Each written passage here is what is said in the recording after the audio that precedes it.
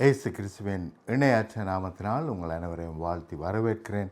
கர்த்தர் நல்லவர், அவர் எப்பொழுதும் நன்மை செய்கிற தேவன். உண்மையை சொல்லப்போனால் எல்லாவற்றையும் நமக்காக செய்து முடித்து எல்லாம் முடிந்தது என்று அவர் சொல்லியிருக்கிறார். ஆமேன். ஆகவே இன்றைய நாளிலும் தேவனுடைய வார்த்தையை தியானிக்க போகிறோம். அவருடைய வார்த்தை நம்மை மேற்கொண்டு அவர் செய்து முடித்த யாவற்றையும் எங்களை இப்பொழுதே இன்றைக்கே பெற்றுக்கொள்ள வைக்கும். ஆமேன். எடுப்போம் யாத்ராகமம் 3வது அதிகாரம் 13ஆம் வசனத்திலிருந்து 15வது வசனம் வரைக்கும் நான் உங்களுக்காக வாசிக்கிறேன். அப்பொழுது மோசே தேவனை நோக்கி, நான் இஸ்ரவேல் புத்திரரிடத்தில் போய், உங்கள் பிதாவினுடைய தேவன் உங்களிடத்தில் என்னை அனுப்பினார் என்று அவர்களுக்கு சொல்லும் பொழுது அவருடைய நாமம் என்ன என்று அவர்கள் என்னிடத்தில் கேட்டால் நான் அவர்களுக்கு என்ன சொல்லுவேன் என்றான். அதற்கு தேவன், இருக்கிறவராக இருக்கிறேன் என்று மோசேயுடனே சொல்லி, இருக்கிறேன் என்பவர் என்னை உங்களிடத்திற்கு அனுப்பினார் என்று இஸ்ரவேல் புத்திரரோடு சொல்வாயாக என்றார். கவனியுங்கள், தன்னுடைய பேர் இருக்கிறவராக இருக்கிறேன் என்று சொல்வாயாக என்றார். மேலும் தேவன் மோசேயை நோக்கி, ஆபிரகாமின் தேவனும் ஈசாக்கின் தேவனும் யாக்கோப்பின் தேவனுமாயிருக்கிற உங்கள் பிதாக்களுடைய தேவனாகிய கர்த்தர் என்னை உங்களிடத்திற்கு அனுப்பினார் என்று நீ இஸ்ரவேல் புத்திரருக்கு சொல்வாயாக. என்றென்றைக்கும் இதுவே என் நாமம், இருக்கிறவராக இருக்கிறேன் என்பதுதான் என்றென்றைக்கும் என்னுடைய நாமம், தலைமுறை தலைமுறை தோறும் இதுவே என் பேர் பிரஸ்தாபம் என்றார். ஹல்லேலூயா. அப்போ பிரியமானவர்களை கவனியுங்கள், இருக்கிறவராக இருக்கிறேன் என்பது தமிழிலே கொஞ்சம் அர்த்தம் இல்லாமல் இருக்கிறது, அல்லது மிகவும் அந்த அர்த்தத்தை கண்டுபிடிக்க வேண்டிய ஒரு காரியமாக இருக்கிறது. ஆனால் ஆங்கிலத்திலே ஐ ஆம் தட் ஐ ஆம் என்று இருக்கிறது. ஐ ஆம் தட் ஐ ஆம். அப்போ இஸ்ரவேல் ஜனங்களை பார்க்கிறோம், பலவிதமான வேதனைகள், துன்பங்கள், கவலைகள், கண்ணீர்கள், அடிமைத்தனம், சாபம், நோய்கள், நொடிகள், பலவீனங்கள், இப்படியான பிசாசின் கட்டுக்குள்ளே அவர்கள் இருக்கிறார்கள். பிசாசானவன் அவர்களை ஆளுகை செய்து கொண்டிருக்கிறான். அங்கே எகிப்தின் ராஜா பிசாசுக்கு ஒப்பாயிருக்கிறான். ஆகவே அங்கே பார்க்கிறோம், பிசாசின் கிரியைகள் அவர்களை மேற்கொண்டு அடிமைத்தனத்திலே, வேதனையிலே, துன்பத்திலே, கவலையிலே, கண்ணீரிலே அவர்கள் இருக்கிறார்கள். அப்போ அவர்களுக்கு பலவிதமான தேவைகள் உண்டு. சில பேருக்கு நோய் இருக்கலாம், சரீரத்திலே பலவிதமான நோய்கள் இருக்கலாம். சில பேருக்கு பலவீனம் இருக்கலாம், சில பேருக்கு வியாதிகள் இருக்கலாம், சில பேருக்கு வேதனைகள், துன்பங்கள் இருக்கலாம், சில பேருக்கு அடிமைத்தனம் இருக்கலாம். புரியுதுங்களா? அடிமைத்தனம் எல்லாருக்கும் இருக்கிறது. ஆனால் சில பேர் அதை அதிகமாய் ஃபீல் பண்ணுவார்கள், அல்லது கடுமையான வாழ்க்கைக்குள்ளாய் அவர்கள் சென்று கொண்டிருக்கலாம், பற்றாக்குறை இருக்கலாம்.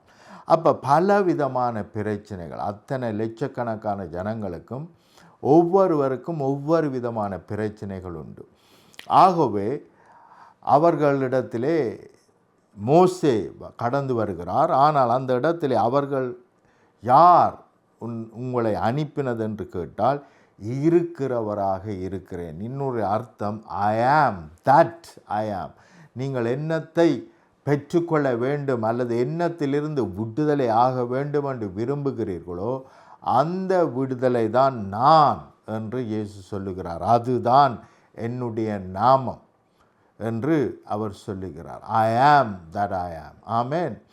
ஆகவே இன்றைய நாளிலே இதை கேட்டுக்கொண்டிருக்கிற நீங்கள் எப்பேற்பட்ட பிரச்சனையாகவும் இருக்கலாம், வேதனையாக இருக்கலாம், துன்பமாக இருக்கலாம், கவலையாக இருக்கலாம், போராட்டமாக இருக்கலாம், தோல்விகளாக இருக்கலாம்.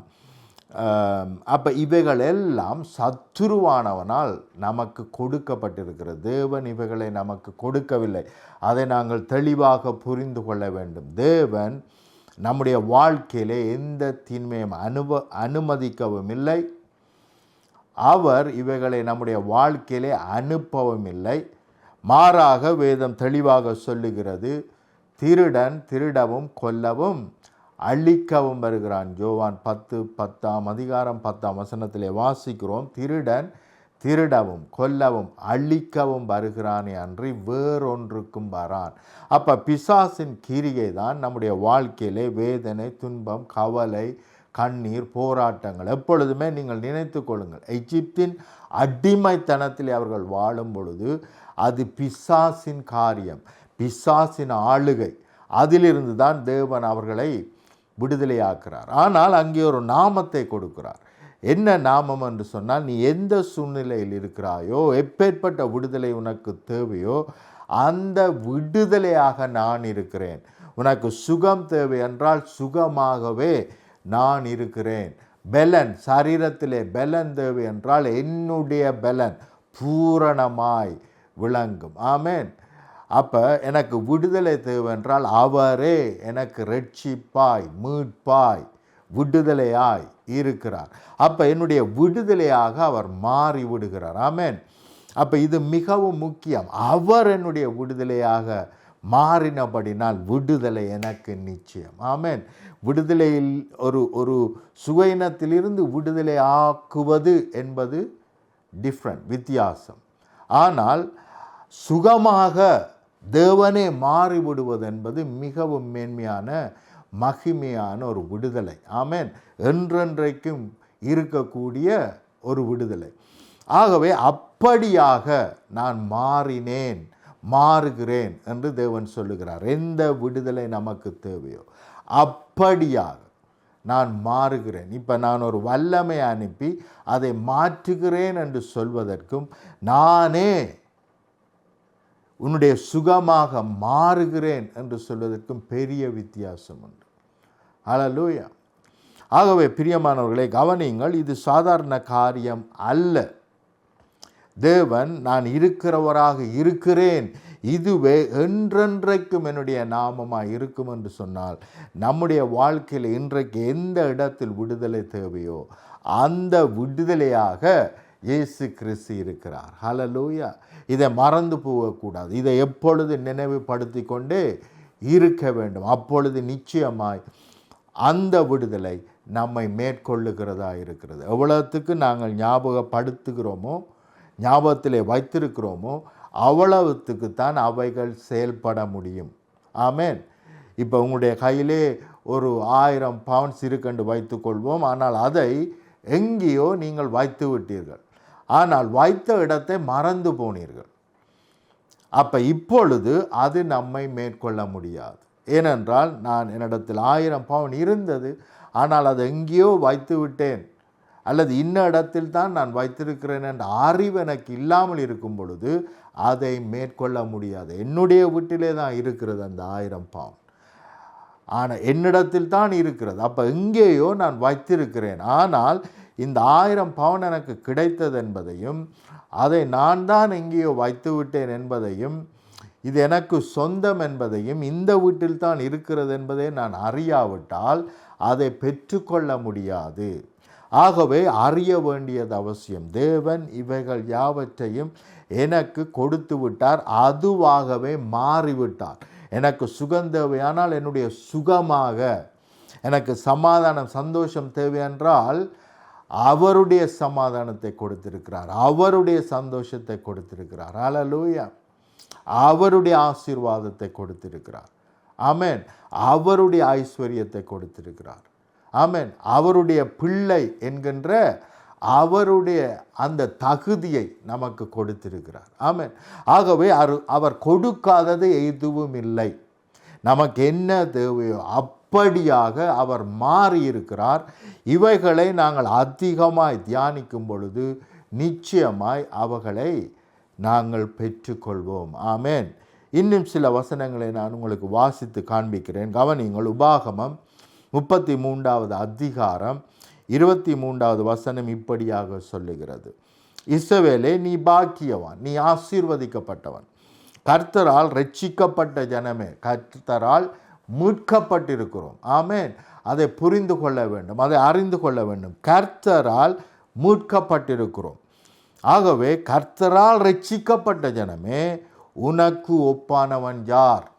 அப்போ இந்த உலகத்தில் எதுவுமே நமக்கு ஒப்பாக இருக்க முடியாது. நாங்கள் அவைகளுக்கு மேலாக ஆசீர்வதிக்கப்பட்டிருக்கிறோம், உயர்த்தப்பட்டிருக்கிறோம். உன்னதங்களிலே கிறிஸ்து இயேசுவோடு கூட உட்கார பண்ணி இருக்கிறார் தேவன். ஆமென். ஆகவே நாங்கள் ஆவிக்குரிய பிரகாரமாக மேன்மையான மகிமையான இடத்திலே தேவன் ஏற்கனவே இலவசமாக நம்மை உட்கார பண்ணியிருக்கிறார். இதெல்லாம் பாருங்க, காணிக்க தசபாகம் கொடுத்ததுனால நமக்கு கிடைத்தது அல்ல.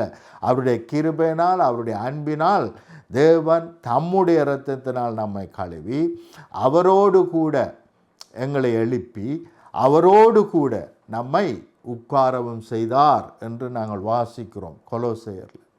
ஆகவே பிரியமானவர்களே, மிக மிக முக்கியம், நாங்கள் அறிந்திருக்க வேண்டியது, நாங்கள் தேவனோடு மேன்மையான மகிமையான இடத்திலே உட்கார வைக்கப்பட்டிருக்கிறோம். நமக்கு ஒப்பா எதுவும் இருக்க முடியாது. மாத்திரமல்ல, உனக்கு சகாயம் செய்யும் கேடகமும். அப்போ நம்மை பாதுகாக்கிற கேடகமாக அவரே இருக்கிறார். அப்போ சகாயம் செய்யும் கேடகம். அப்போ நான் போகையிலும் பாதுகாக்கப்பட்டிருக்கிறேன், வருகையிலும் பாதுகாக்கப்பட்டிருக்கிறேன். என்னுடைய பிள்ளைகள், என்னுடைய சொத்துக்கள், எனக்கு தேவன் கொடுத்தது எல்லாமே பாதுகாக்கப்பட்டிருக்கிறது. இந்த சிந்தை எனக்கு தேவை. அல்லேலூயா. பாதுகாப்பை அவரே எனக்கு கொடுத்திருக்கிறார். உனக்கு சகாயம் செய்யும் கேடகமும், உனக்கு மகிமை பொருந்தின பட்டயமும், சத்துருவை அழிக்கத்தக்க சகல வல்லமையை நமக்கு கொடுத்திருக்கிறார். உன் சத்துருக்கள் உனக்கு இச்சகம் பேசி அடங்குவார்கள். இந்த சத்துருவினால் பேசப்பட்ட எந்த சாபங்களும் நம்மை வந்து பலிக்கவோ மேற்கொள்ளவோ முடியாது. ஆமேன். அவர்கள் மேடுகளை மிதிப்பாய் என்று சொன்னார். ஆமேன். கவனிங்கள், உனக்கு சகாயம் செய்யும் கேடகமும் மகிமை பொருந்தின பட்டயமும் அவரே. அப்போ என்னுடைய கேடகமாக அவரே இருக்கிறார், என்னுடைய பட்டயமாக. இன்றைய நாட்களிலே நாங்கள் என்னத்தை பேசுவோம்? அவருடைய வார்த்தை தான் பட்டயம் என்று நாங்கள் அறிகிறோம். ஆகவே அந்த வார்த்தையாக அவர் இருக்கிறார். அந்த வார்த்தை தேவனாக இருக்கிறது என்று நாங்கள் யோவான் 1 அதிகாரத்திலே 1-2 வசனங்களிலே நாங்கள் வாசிக்கிறோம். வார்த்தை தேவனோடு இருந்தது, அந்த வார்த்தை தேவனாக இருந்தது. ஆமென்.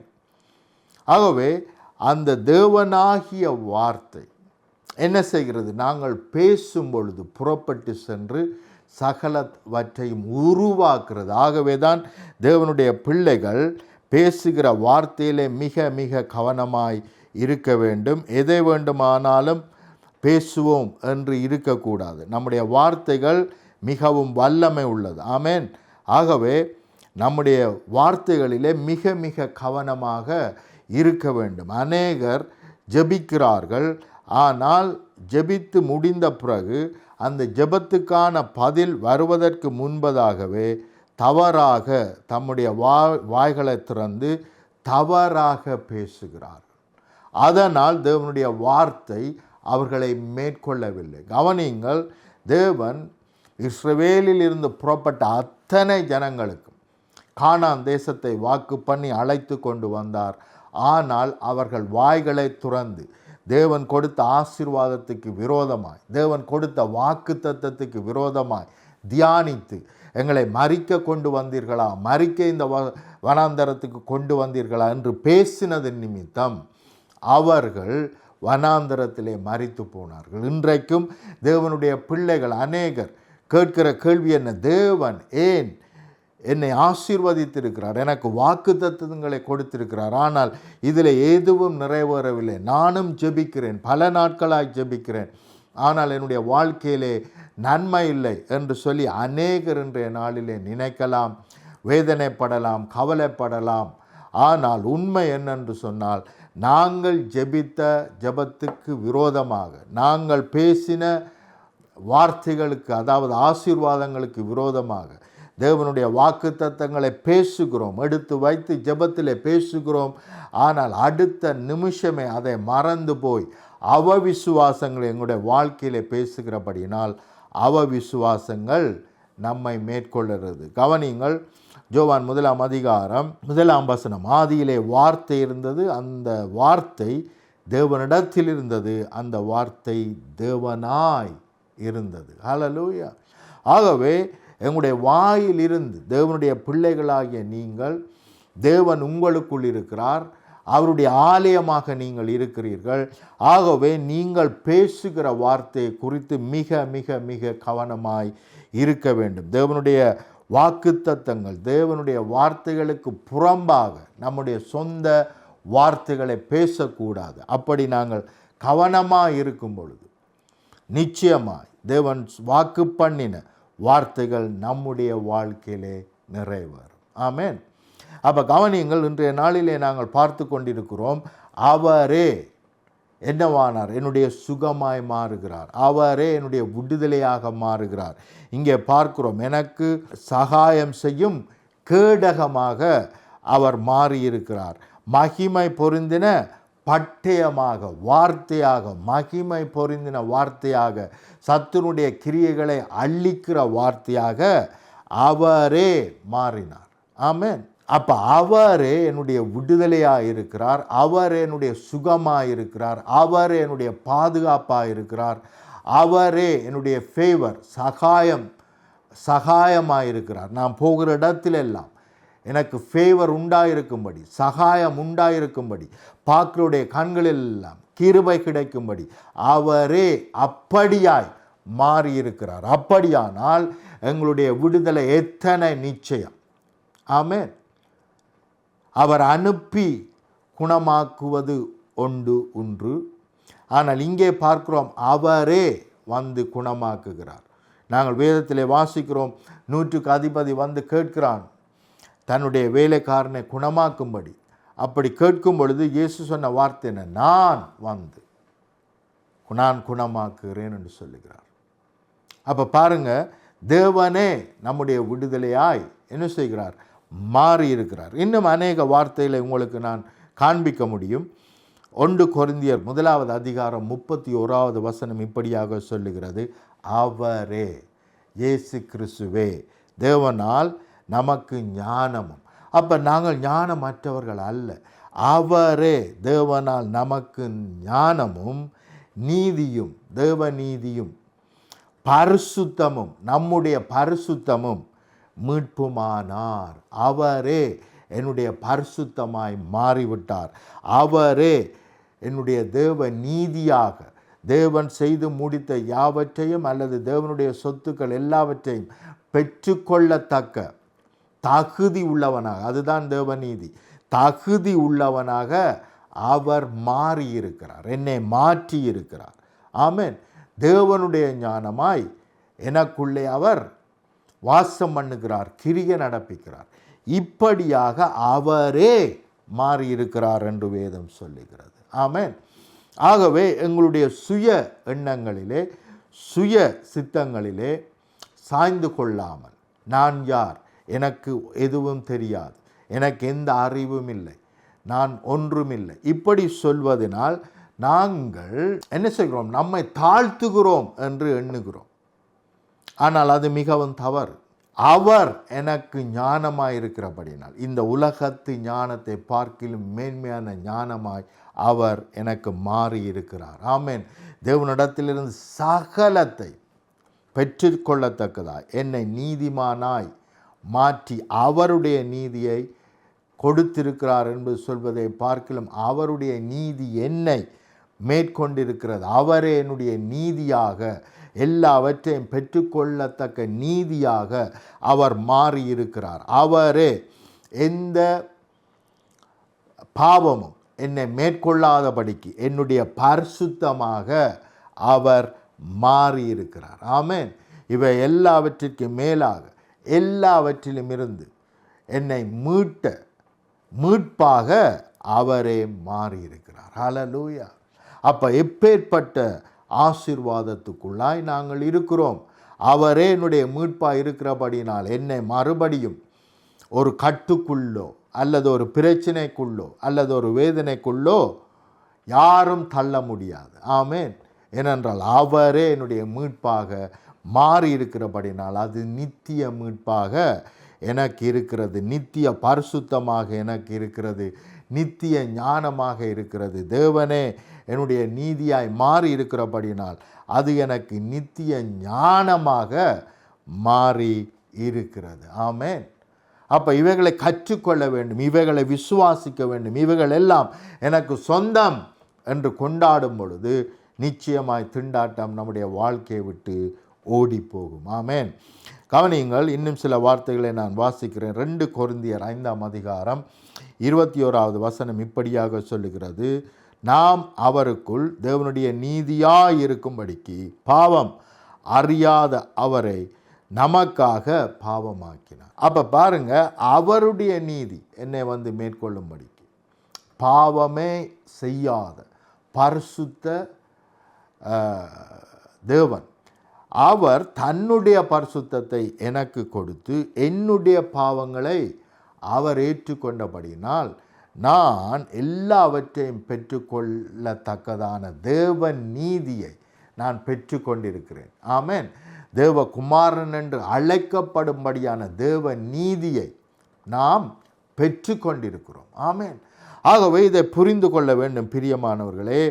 இப்படியாக இனித்தான் நான் கடுமையாக என்ன செய்து ஜெபம் பண்ணி உபவாசம் இருந்து கடுமையாக கொஞ்சம் கொஞ்சமாய் நான் மனம் திரும்பி கொஞ்சம் கொஞ்சமாய் விடுதலையாகி கொஞ்சம் கொஞ்சமாய் இவைகளை பெற்றுக்கொள்வேன் என்பதாக கிடையாது. இவைகளை ஏற்கனவே கிறிஸ்து இயேசுவுக்குள் எனக்கு கொடுத்து விட்டார்.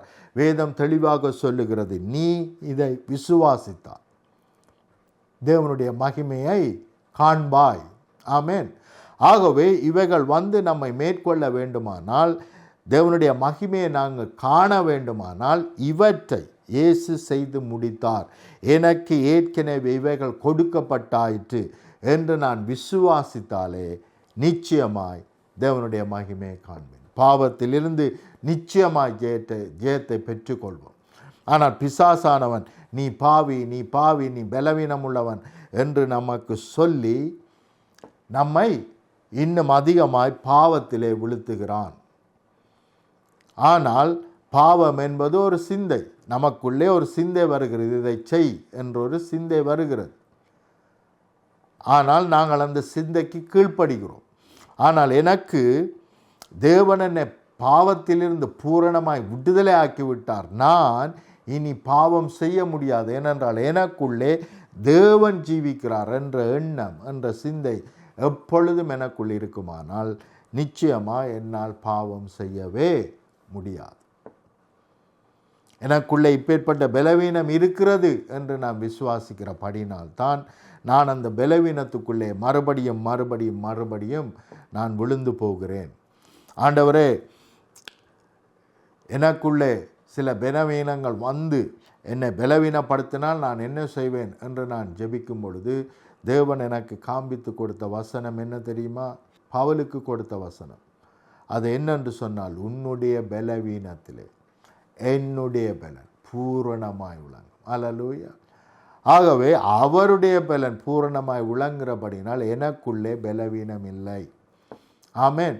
என்னுடைய பலவீனத்தில் அவருடைய பலன் மேற்கொண்டிருக்கிறபடினால் இப்பொழுது எனக்குள்ளே பலவீனம் இல்லை என்று நான் விசுவாசிக்கும் பொழுது நிச்சயமாக அதிலிருந்து பாவத்திலிருந்து நிச்சயமாய் ஜெயங்கொண்டவனாய் நம்மால் வாழ முடியும். ஆமேன். கவனிங்கள், இன்னும் சில வார்த்தைகளை நான் உங்களுக்காக வாசிக்கிறேன். 2 கொரிந்தியர் 8ஆம் அதிகாரம் 9ஆம் வசனம். நம்முடைய கர்த்தராகிய இயேசு கிறிஸ்துவின் கிருபையை அறிந்திருக்கிறீர்களே, அவர் ஐஸ்வர்யம் உள்ளவராயிருந்தும் நீங்கள் அவருடைய தரித்திரத்தினாலே ஐஸ்வர்யவான்கள் ஆகும்படிக்கு உங்கள் நிமித்தம் தரித்திரரானார். அப்போ அவர் என்னுடைய தரித்திரத்தை மேற்கொண்டு அவருடைய ஆசீர்வாதங்களை எனக்கு கொடுத்திருக்கிறார். அப்போ நான் இன்றைய நாளிலே குறைவாக இல்லை, எல்லாவற்றாலும் நிறைக்கப்பட்டிருக்கிறேன், பூரணப்பட்டிருக்கிறேன் என்ற எண்ணம் தான் என்னை விடுதலையாக்கும். ஆமேன். நான் இன்னும் பூரணப்படவில்லை, இன்னும் ஆசீர்வதிக்கப்படவில்லை என்ற எண்ணம் என்னை விடுதலையாக்க முடியாது. ஏனென்றால் அது அவவிசுவாசம். அவவிசுவாசம் எனக்கு எந்த ஒரு நன்மையையும் கொண்டு வர முடியாது. இவைகள் எல்லாவற்றையும் இயேசு செய்து முடித்தார் என்ற விசுவாசம்தான் இவைகளை எனக்கு பெற்று கொடுக்கிறது. தேவன் எனக்கு தேவையான சகலத்தையும் செய்து முடித்து என்னை ஆசீர்வதித்திருக்கிறார். நான் ஆசீர்வதிக்கப்பட்டவன். கர்த்தரால் ரட்சிக்கப்பட்ட ஜனமே உனக்கு ஒப்பானவன் யார்?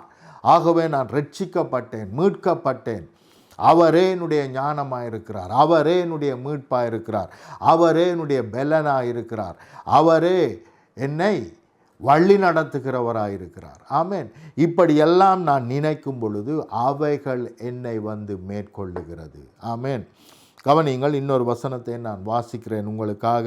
கலாத்தியர் 3:13 இப்படியாக சொல்லுகிறது, மரத்திலே தொங்கப்பட்ட எவனும் சபிக்கப்பட்டவன் என்று எழுதியிருக்கிறபடி கிறிஸ்து நமக்காக சாபமாகி நியாய பிரமாணத்தின் சாபத்தில் நின்று நம்மை நீக்கலாக்கி மீட்டு கொண்டார். ஹல்லேலூயா. ஆகவே மீட்டு கொள்வாரல்ல, மீட்டு கொண்டார். அப்போ எல்லா விதமான சாபத்துக்கும் எல்லா விதமான குற்றங்களிலும் இருந்து நம்மை மீட்டு கொண்டார். ஆமேன். எதெல்லாம் இன்றைக்கு நம்மை குற்றப்படுத்துகிறதோ, நீ நிறைய படிக்கலை, நீ நிறைய என்ன செய்யலை, நீ சரியாக நிறைய காரியங்களை செய்யவில்லை, நீ செய்கிற காரியம் எல்லாம் தோல்வியாக முடிகிறது, இப்படியெல்லாம் எதெல்லாம் நம்மை குற்றப்படுத்துகிறதோ அவை எல்லாவற்றிலும் இருந்து நம்மை விடுதலையாக்கி, அந்த சாபங்களிலிருந்து நம்மை விடுதலையாக்கி மீட்டு கொண்டார். ஆமேன். நாங்களோ இப்பொழுது மேன்மையான ராஜ்யத்தில் இருக்கிறோம், அவரோடு கூட இருக்கிறோம். அல்லேலூயா. ஆமேன். ஆகவே ஜெபம் பண்ணுவோம். பிரியமானவர்களே, உங்களுக்கு என்னெல்லாம் தேவையோ அதுவாக இயேசு மாறிவிட்டார். ஆகவே நிச்சயமாய் நீங்கள் பெற்றுக்கொள்வீர்கள். அவர் உங்களுடைய சுகமாக மாறும் பொழுது, அந்த சுகம் உங்களை நோக்கி வரும் பொழுது, அங்கே பிசாசின் கிரியாகிய சுகையினம் நோ, நீர் வர முடியாது என்று சொல்ல முடியாது. ஏனென்றால் தேவன் ஒளியாக இருக்கிறார். இருள் ஒளியை தடுத்து நிறுத்த முடியாது. ஆமேன். ஆகவே அவர் உங்களுடைய நன்மையாய் மாறினபடினால், மேன்மையாய் மாறினபடினால், வெற்றியாய் மாறினபடினால் அந்த வல்லமையை தடுக்க யாரால முடியாது. நிச்சயமாய் இன்றைய நாளிலே நீங்கள் பெற்றுக்கொள்வீர்கள். ஆமேன். ஜெபம் பண்ணுவோம். அன்பின் பிதாவே, உம்முடைய பிள்ளைகளுக்கு என்ன தேவை என்பதை நீர் அறிந்திருக்கிறீர். என்னத்துக்காக அவர்கள் ஜெபித்து கொண்டு இருக்கிறார்கள், உம்மிடத்திலே கேட்டுக்கொண்டு இருக்கிறார்கள் என்பதையும் நீர் அறிந்திருக்கிறீர். சத்தியத்தின்படி நீரே அவர்களுடைய விடுதலையாக, சுகமாக, ரட்சிப்பாக, மீட்பாக, ஞானமாக, வெற்றி வாழ்க்கையாக மாறி இருக்கிறபடினால் இப்பொழுதே அந்த வெற்றி வாழ்க்கை, இப்பொழுதே அந்த சுகம், இப்பொழுதே அந்த விடுதலை உம்முடைய பிள்ளைகளை மேற்கொள்ளுவதாக. செய்வினை சூனியங்களை நிர்மூலமாக்குகிறேன். உம்முடைய பிள்ளைகள் விடுதலையாக்கப்படுவார்களாக, இப்பொழுதே பெற்றுக்கொள்வார்களாக. நீரே சுகமாய் மாறி இருக்கிறபடினால் சுகம் மேற்கொள்ளுவதாக. நீரே இவர்களுடைய விடுதலையாய் மாறி இருக்கிறபடினால் விடுதலை மேற்கொள்ளுவதாக. நீரே இவருடைய வெற்றியாய் மாறி இருக்கிறபடினால் வெற்றி மேற்கொள்ளுவதாக. உச்சம் தலையிலிருந்து உள்ளம் கால்வரையும் என்னெல்லாம் இவர்களுக்கு தேவையாய் இருக்கிறதோ அப்படியாய் நீர் மாறினபடினால் சரீரங்கள் உயிர்ப்பிக்கப்படுவதாக. ஹல்லேலூயா. ஜனங்கள் உயிர் அடைவார்களாக. சூழ்நிலைகள் மாற்றப்படுவதாக. வெற்றியை ரிலீஸ் பண்ணுகிறேன் இயேசுவின் நாமத்தினால். உம்முடைய ஆசீர்வாதங்கள் ஒவ்வொன்றும் இவர்களை மேற்கொள்ளட்டும்.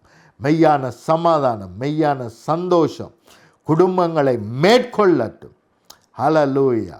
உமக்குள்ளே இன்னும் அதிகமாய் இவர்கள் மகிழ்ந்து களி கூறட்டும். தேசங்களை கர்த்தருக்கென்று சுதந்தரிப்பார்களாக. ரட்சிப்பு இவர்கள் மூலமாய் அநேகரை மேற்கொள்ளுவதாக. இவருடைய வாயை துறந்து நீரே பேசுகிறபடியினால் ரட்சிப்பு உண்டாயிருக்கிறதற்காய், தேசங்களுக்கு மீட்பு உண்டாயிருக்கிறதற்காய் உமக்கு நன்றி செலுத்துகிறேன். இயேசுவின் இணையற்ற நாமத்தினால் ஆமேன், ஆமேன்.